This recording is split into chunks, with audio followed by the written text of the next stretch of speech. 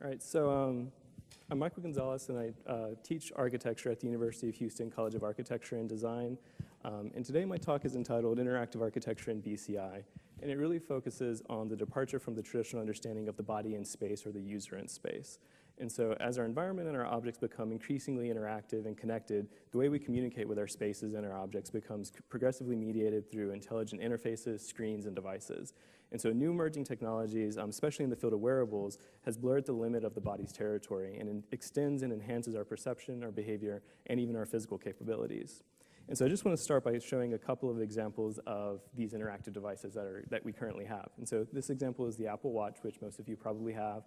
This monitors our GPS location, our heart rate, and activity monitor as well, and the Nest. And so with the Nest, it's looking at behavior, and it's also looking at pattern recognition in order to modulate our environment. And a project maybe you're not so familiar with is actually the Vest by David Eagleman. He's a neuroscientist that was in Houston until recently. He's now in California. And with this device, he's looking at the concept of sensory substitution to provide the sense of hearing to deaf patients through the sense of touch. And so what does this mean for architects? As architects, we are really interested in how this technology can influence a participant's behavior and how it shapes our spaces. And so these are a couple of examples of the Soft Lab project that uses sound as a way of creating space, or the Carlo Ratti project, which uses water as a medium for creating thresholds and edges of spaces, and also for its aural qualities. Or looking at this project of the Sensorium, which uses scent as a medium for design. And so today I'll be presenting a couple of case studies that we do in our interactive class that my colleague Meg Jackson and I teach. So this is kind of the setting. It's more of a workshop setting that we teach in. And we use a lot of technology that you guys are probably used to. So we look at Arduinos and we look at interactive sensors as ways of teaching basic concepts of interaction, feedback, and mechanics. And so it's really important for us that students look at the physical capabilities of these systems, not just looking at it from the digital side. And so in our seminar, students investigate not only the physical occupation of space, but also the physiological occupations of space. And so it's really important for us that students understand their own data sets in order to anticipate how other users are going to interact with their environments. So with this one, they're looking at the Kinect, or with something like this, they're looking at the Kinect and through Grasshopper. And so we've been teaching this course now for 3 years, and the course has changed every year that we've taught it. I hate putting Grasshopper definitions up, but this was really important to the program because when we started teaching this course, we were teaching programming, we were teaching computer languages, and we found that students really didn't understand some of the basic concepts, or they wanted to focus on just the digital skill sets. And so by using visual programming, we're able to teach basic ideas of input and output and relationships that are evident in the physical, that present themselves in the physical formulation of space, but through visual programming. So we can leave the digital and actually focus on the material world. And so this is a really important move for us because students are looking at sewing, they're looking at casting, and it's interesting because we're teaching an interactive course that focuses on digital technologies, but we start the semester by actually making physical prototypes. So it's as much about the hand as it is about the digital. And it's important because these conceptually complex, abstract, and oftentimes intangible relationships are introduced through very concrete methods of making at the one-to-one scale. And so they make these kind of physical prototypes. These are just really simple kind of folded paper exercises where they're using strings to think about input and output and user relationships. So I'm just going to skip through these pretty quickly. But they're just looking at the relationship of the physical properties and the relationships between the user. And then we move into kind of explorations in mechanics. And so we look at gears, we look at simple machines, and we have this kind of drawing machine project where they're looking at how drawing can be controlled through a system's gears. And we're understanding those relationships, so we're understanding kind of parametric design, constraints, variables, and how they manifest themselves in the physical world. So these are a couple of prototypes. And as the semester progresses, students are challenged to bridge between digital simulation and physical output. And so this is a really exciting moment in the class because students start using potentiometers, they use their iPhone, they use EEG, they use different biofeedback sensors in order to move and interact with their physical prototypes. And so it's a really exciting moment in the class where students can kind of pin things up and they can see them reacting to their body in space.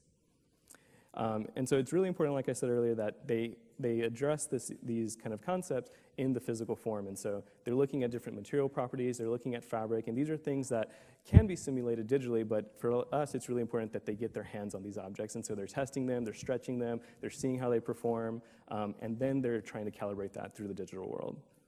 So these are kind of images that you've seen before with kind of Connect. And so I'm going to go in through a couple of prototypes and prototypes that the students made in the class. And so for us, it's really important that the students not only imagine the possibilities of interactive environments, but also the physical mechanics and the procedural logic of the systems that quantify behavioral and physical data. And so with this project, the students entitled The Playscape, students are using the Connect to understand the body in space and to track the body in space, and they're making these kind of fabric projects. And so they started with the Bristol paper exercises of input and output, and they translated these into this large installation at the 1-to-1 scale. And so these are kind of just images of them during the final installation. And again, we got permission to strip down the walls of our gallery down to the studs. And so students had to physically interact with metal studs, seeing how interactive architecture could engage with the physical space, and so how it could kind of transform that. And so these are kind of photos of them putting the installation up, testing it. And it was actually a really interesting project because the students, it was really a one-to-one kind of translation of what they were doing in the physical space with what the installation was doing. And so if they move their hand to the upper right-hand side of the installation would be activated. And so students really got bored with this really quickly, and they said, well, this is too simple. This is, it's kind of boring. So they started to embed these different scripts that they would make into the software that would create distractors. And so if someone was getting really good or had been using it for a long time, the distractors would kind of veer their attention away to a different part of the installation that hadn't been used. Or if nobody was using it, it would try to be playful. And so they were trying to embed kind of empathy or emotion into the actual system itself to make it feel more alive. So I thought that was a really interesting correlation. That's not something they had intended, but after they built it and tested it, they saw that this was one of the weaknesses of the project. And this is another project that uses the NeuroSky EEG. And so this student was interested in using the EEG to stretch this tensile fabric. And so they were looking at the proprietary system that NeuroSky gives us with attention and meditation. And so as someone became more attentive, the tensile fabric stretched to reveal this kind of pattern that was inside. And as they became more meditative, the fabric would relax so they could see kind of this smooth surface. These are some kind of photos of the installation. What was really remarkable about this project was that our student that was leading this project actually had limited mobility. So he was in a wheelchair and could just use his fingertips. And so what the NeuroSky gave him was the ability to engage with the rest of his classmates and to engage with architecture in a very real way, in a very tangible way that he wasn't used to. And so we thought that was pretty powerful to introduce these technologies to these students. In this project, this one's called the Pulse Pavilion, and these students were interested in using a pulse sensor to create an immersive space. Similar to the first presentation, these students created this large installation. They used tulle as a fabric. We're also using projectors. And so they projected these kind of patterns onto the tulle, and so it was able to spatialize a 2D projection. And their idea was that an inhabitant could move into the space, and with the pulse sensor, they created these kind of patterns that this user could interact with to actually try to interact or manipulate their physical space and their own heart rate. As the project progressed, the students started to look at sound as well as a medium, and so they took the heart rate and they started distorting the sounds to create this kind of fully immersive environment.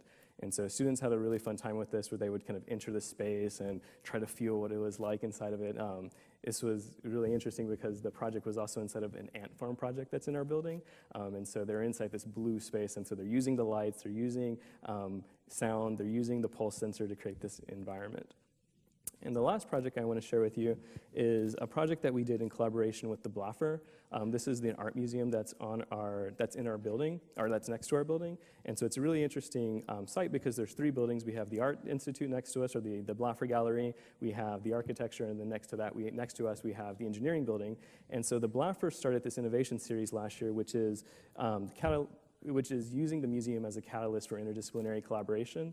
And so we teamed up with a professor from the School of Dance, the School of Theater, the Engineering School, and the School of Architecture, all to create this kind of performance. And this was the first time we actually got to step inside of a neuroscience lab. So neuroscientists, this probably seems really familiar to you guys, but for architects, this was amazing to have our hands on these kind of tools. And so we teamed up with Dr. Contreras Vidal out of the non-invasive brain machining interface lab next to our building. And so Dr. Contreras Vidal is a really interesting person because he works as a neuroscientist, but in 2 capacities. In one, he's looking at what sparks creativity. And so he's looking and monitoring how creative people like artists, architects, musicians, what's going on in their brain when they're in the act of creating. And then he's also looking at participants, or the viewer. what is what's going on in their brain as they're sitting there trying to recognize and understand art or understand space or music, for example. And in the other capacity, he's interested in motor skills. And so he's working as a researcher in the Methodist Hospital in the Texas Medical Center and as a researcher in academia. And so this is an example of the REC system. What he's doing, I'm not a neuroscientist, so I may get this a little wrong, but he's interested in looking at classifiers as a way to create, to look at motor skills so he can have people that are quadriplegics or paraplegics to allow them to use these exoskeletons. And so I'll quickly go through this. So we moved his lab, we kind of stripped it bare so that way dancers could kind of engage with the space.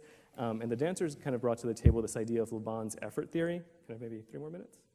Couple minutes. 2? Okay. So we looked at Le Bon's effort theory as a way of creating space. And so with the effort theory, we're looking at strong, light, direct, indirect, sudden, and sustained movements. And so as architects, we created diagrams to tell the neuroscientists what the dancers were talking about, since we both come from an arts background. And these are the dancers in the space and setting up the EEG on the dancer. This is a wireless EEG system. And so for the final exhibition, what we did was we projected the EEG from MATLAB onto the kind of screen or the stage set. The dancer was dancing this really incredible piece that she's made called Red Square, which is part of Philip Glass's music and Ravi Shankar.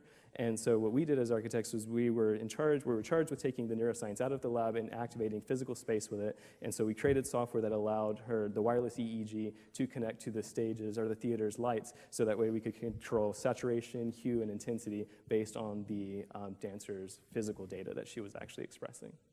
So in conclusion, I just want to say that relying not only on a participant's visual sense, but by engaging all of their senses through emerging technologies, our students are able to conceive of architecture not as a static object, but as an active participant in creating multi-layered and multi-sensorial experiences. Thank you.